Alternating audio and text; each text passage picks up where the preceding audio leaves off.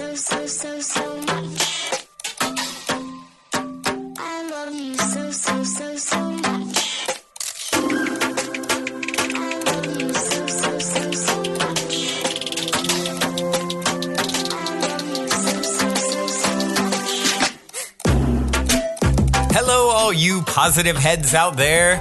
Thanks for tuning your beautiful brainwaves into another episode of the Positive Head Podcast, where we are firmly convinced that creating success and happiness is rooted in understanding the ultimate nature of reality and the fact that as human beings, we are all immensely powerful fractals of the one and only source consciousness which creates and animates all things. After years of exploring this awe-inspiring truth on this podcast, I'm super excited to announce that we are now going even deeper down the rabbit hole on the new late-night style consciousness-elevating talk show called Optimistic, which features none other than you, the listeners.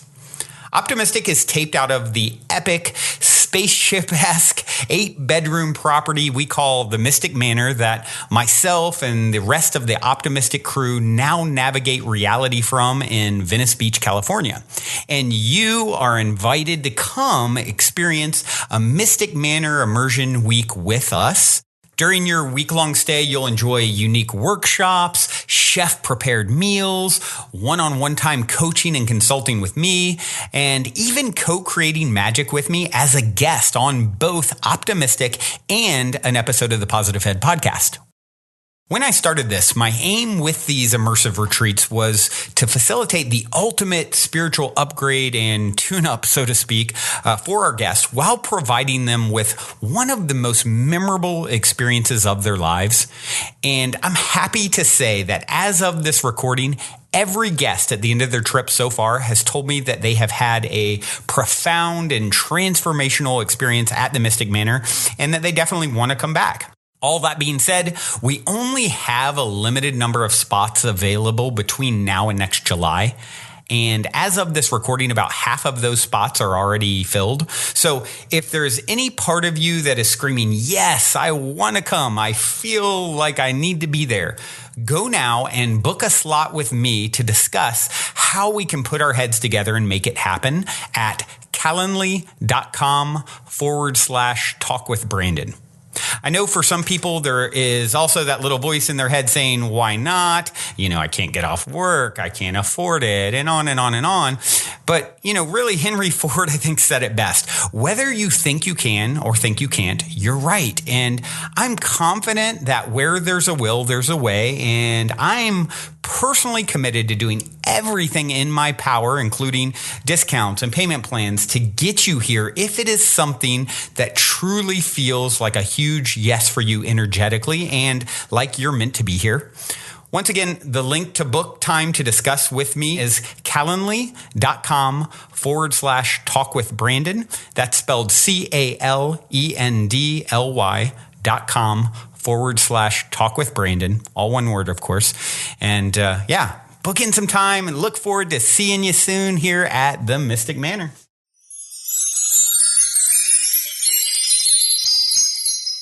All right, all you positive heads, welcome back. Thank you so much for joining me today. It is Halloween. Happy Halloween to you all. When I was talking about the veil a couple weeks ago, Melody had emailed me and I had mentioned maybe going into this topic a little bit more on that show, and she thought that'd be a good idea, and I thought so too. And so that's what we're going to do today. We're going to look into the origins of Halloween. So it actually took me a little sifting through. There's a ton of information out there, and a lot of it can be more of a religious tone or biased in some way, shape, or form. And actually, the original origins, the ancient Celtic origins of this holiday actually are an oral tradition and weren't written down. And so what we know of them is what has been handed down orally. And written down closer to our more modern times. So sifting through this information is definitely interesting. So I will tell you what I found out. So many of you may know that our American tradition of Halloween originated with an ancient Celtic festival of Samhain, spelled Samhain. So nothing, it's not pronounced anything like the way it looks, but pronounced Samhain. And Samhain is a festival where the ancient Celts would celebrate harvest and also celebrate and honor their ancestors. Now, Halloween somehow came from that, and I'm going to tell you how. It's very interesting. And we're going to talk more about Samhain itself, but the way that Halloween came out of it.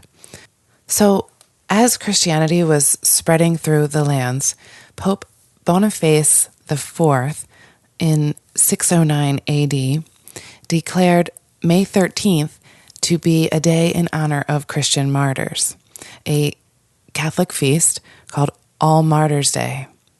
And after that, Pope Gregory III, he changed it to coincide with Samhain and called it All Saints' Day. And by the year 1000 AD, the church made November 2nd All Souls' Day, which was a day to honor the dead. So it was believed that the church was attempting to basically replace the Celtic Festival of the Dead with a related church-sanctioned holiday. Interesting indeed. So All Souls' Day was actually celebrated a little bit similarly to Samhain, where fires were lit and celebrations were had and costumes were put on, although in Samhain it wasn't necessarily a costume. And the All Saints' Day celebration was also called All Hallows, or All Hallow Mass, for the Mass on that day, on All Saints' Day. Eventually, it began to be called All Hallows' Eve, and eventually Halloween. So, as the immigrants came to America, the first celebrations here in America were parties and celebrations of the harvest. And people would sit around and share stories of their dead loved ones, their ancestors.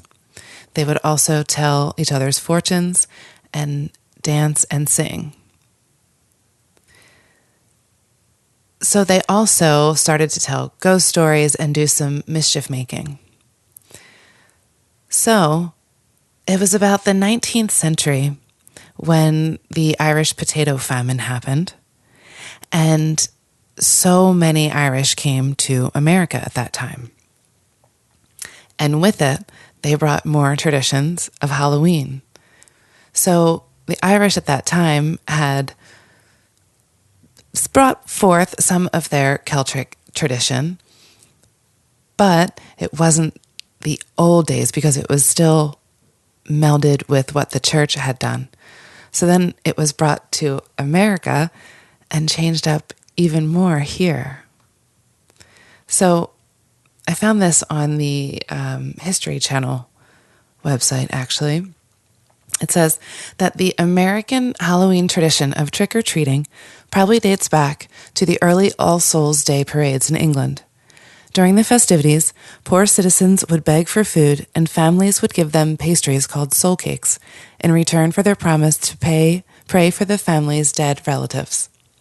The distribution of soul cakes was encouraged by the church as a way to replace the ancient practice of leaving food and wine for roaming spirits.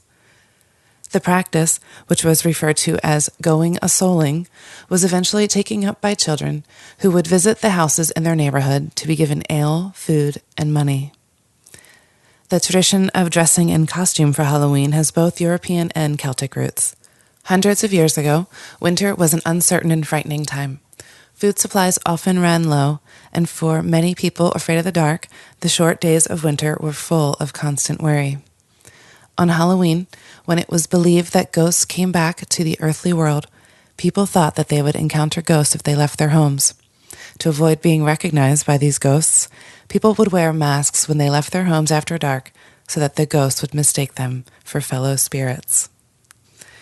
So there you go. Halloween costumes and trick-or-treating came out of a long, distorted line of ancient tradition. I find it fascinating to see what we have done as humans with our religions and with our own distortions about things. What we've done to these ancient traditions, because this tradition is so beautiful about celebrating the harvest, about being grateful for abundance, about being grateful towards our ancestors, honoring our ancestors. And to see what it has turned into, it's just a little mind-blowing. What's really cool is we see a festival of these sorts happening in all different cultures all over the world. There is the Hindu or Jain festival of Diwali, and Diwali is the festival of lights, which ushers light into the darkness. And it happens exactly around this time of year. What I found interesting as well is that the first day of Diwali, and I think it's 5 days, but the first day is dedicated to the goddess Lakshmi, who is the goddess of abundance. So all of these traditions have the same roots. They all came out of this same abundant space that we all have access to. And this time of the year, when the veil is the thinnest, there's a lot of access. So it's interesting to see all these different traditions all over the world. But let's talk about Samhain. Samhain, and this I got from learnreligions.com. Samhain is considered a Sabbat to honor the ancestors who came before us, marking the dark time of the year. It is an excellent time to contact the spirit world with a seance, because it's the time when the veil between this world and the next is at its thinnest. According to Selena Fox of Circle Sanctuary, the timing of contemporary Samhain celebrations varies according to spiritual tradition and geography. Many of us celebrate Samhain over the course of several days and nights, and these extended observances usually include a series of solo rites, as well as ceremonies, feasts, and gatherings with family, friends, and spiritual community. In the Northern Hemisphere, many pagans celebrate Samhain from sundown on October 31st through November 1st. Others hold Samhain celebrations on the nearest weekend or on the full or new moon closest to this time. Some pagans observe Samhain a bit later, or near November 6th, to coincide more closely with the astronomical midpoint between fall equinox and winter solstice. Samhain is often referred to as the Witches' New Year. Sunset on Samhain is the beginning of the Celtic New Year. The old year has passed, the harvest has been gathered, cattle and sheep have been brought in from the fields, and the leaves had fallen from the trees. The earth slowly begins to die around us. This is a good time for us to look at wrapping up the old and preparing for the new in our lives. Think about the things you did in the last 12 months. Have you left anything unresolved? If so, now is the time to wrap things up. Once you've gotten all that unfinished stuff cleared away and out of your life, then you begin to look towards the next year. Beautiful reminder, isn't it? Great time of year. Wrap things up, let things go. Start looking towards the new year. Samhain is when we honor our ancestors who came before us. If you've ever lost a loved one, it is the perfect night to celebrate their memory.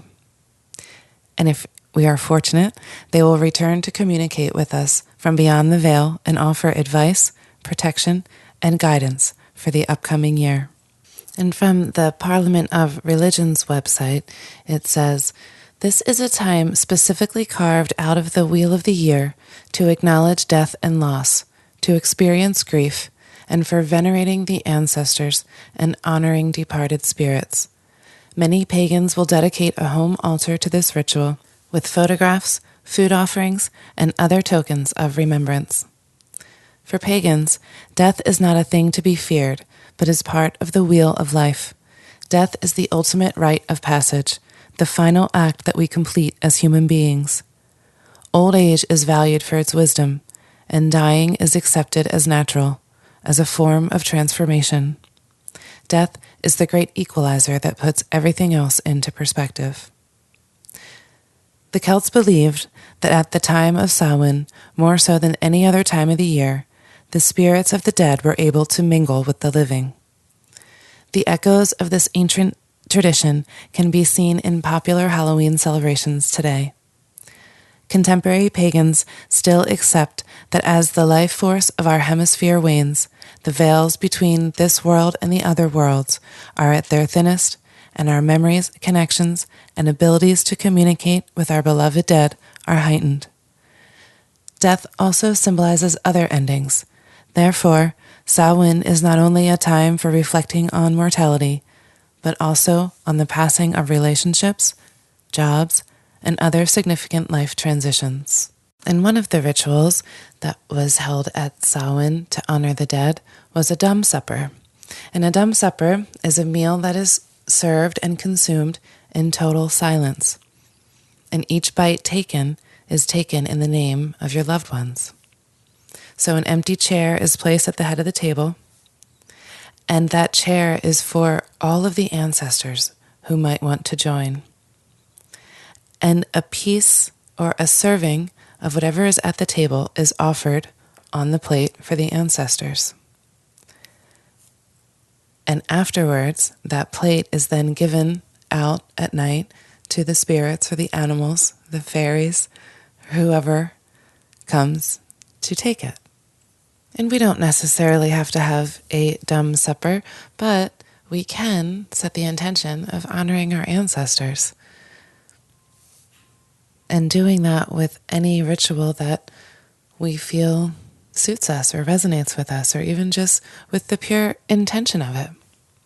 The Goddess and Green Man website says this: "The god, as Sun King, is sacrificed back to the land with the seed until the winter solstice, and the goddess, now as crone, mourns him until his rebirth at Yule.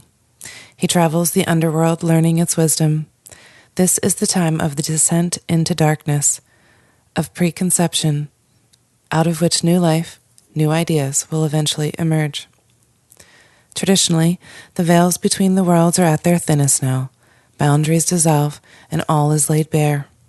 It is time to honor and offer hospitality to our ancestors. At Samhain, the dark half of the year commences. It is a truly magical time.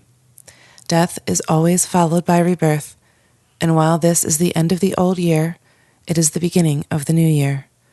For the Celts, the day did not begin at dawn. It began at sunset. It began with darkness. Light is always born out of darkness. They are inseparable, interdependent, and necessary. Darkness is fertile with all potential.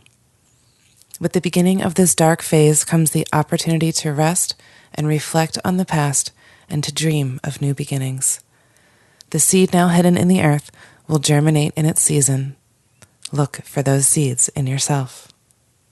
And I found a couple prayers on irishcentral.com, Samhain prayers. This first one is a Samhain prayer to our ancestors. "This is the night when the gateway between our world and the spirit world is thinnest. Tonight is a night to call out those who came before. Tonight, I honor my ancestors.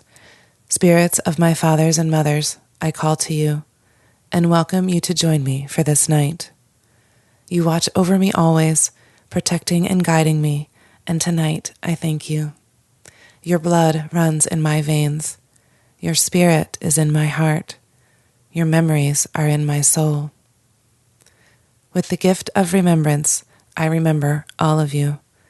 You are dead but never forgotten, and you live on within me and within those who are yet to come.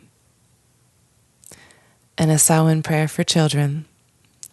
Samhain is here, cold as the earth, as we celebrate the cycle of death and rebirth.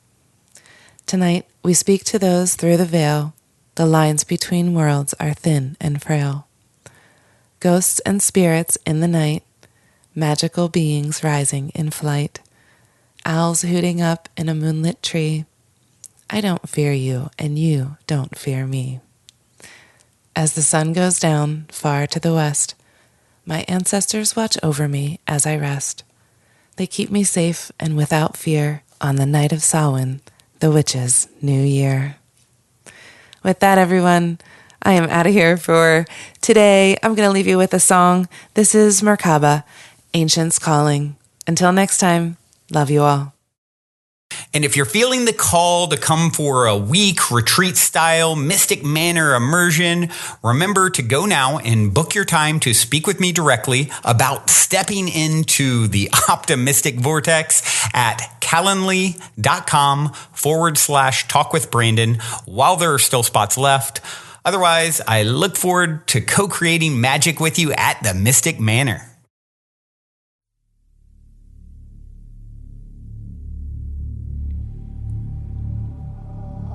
All those who have come before live inside your veins. Speak the names of all those who have come before you. As we breathe as one.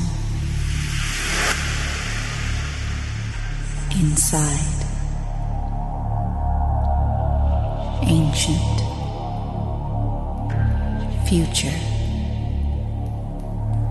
now.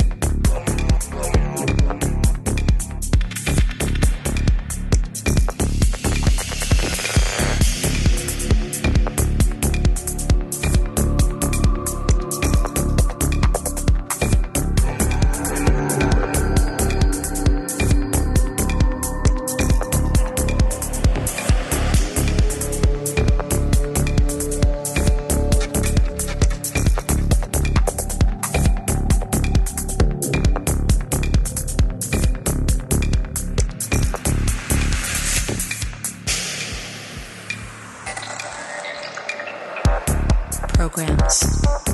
Codes. Delete. Upload. Install.